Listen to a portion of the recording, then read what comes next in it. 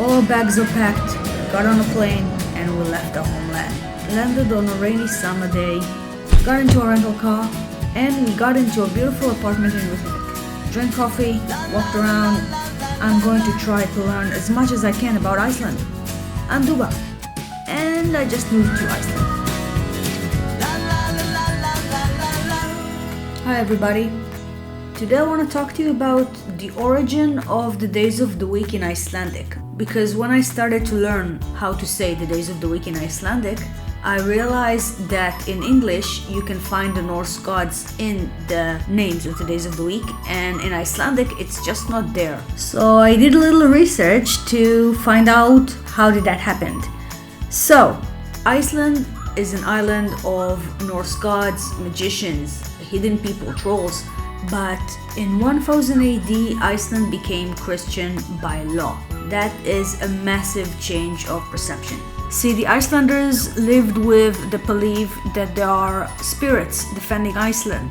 They believed in vicious trolls, they asked for advice from wizards and witches, they were afraid of curses, they believed that the god protects them. The progress of Iceland becoming Icelandic was kind of quiet and relaxed next to other countries, but it's still a very hard time for Icelandic people who didn't really accept the laws of the church.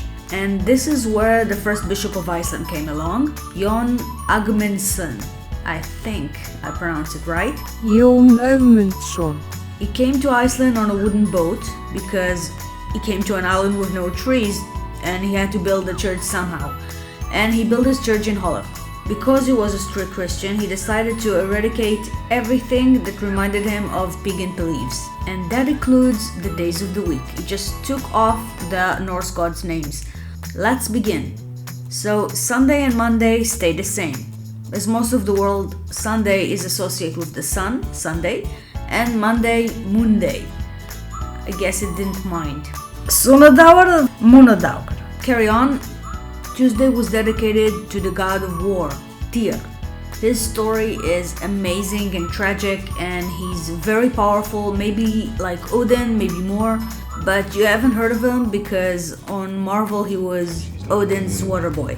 I thought, these are the king's orders. The bishop changed that to Þriðjudagur.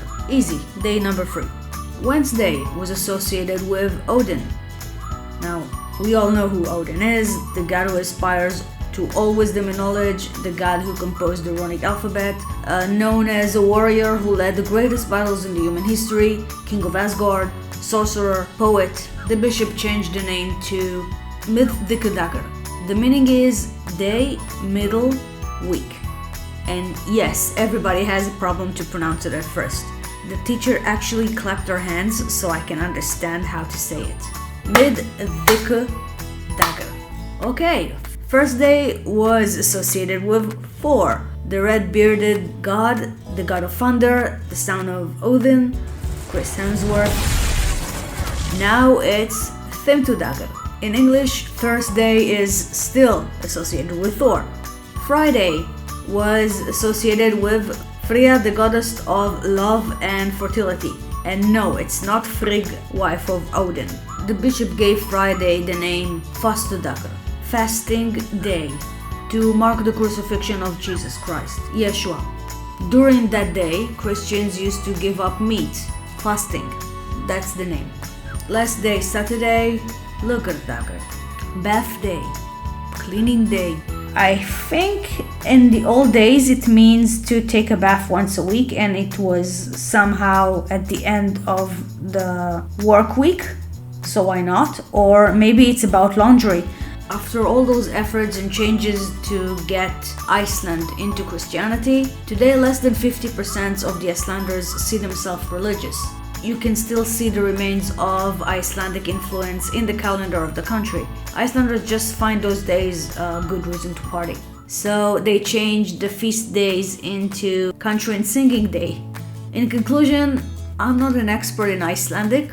I just moved to Iceland, and if there's something that went wrong, please let me know in the comments.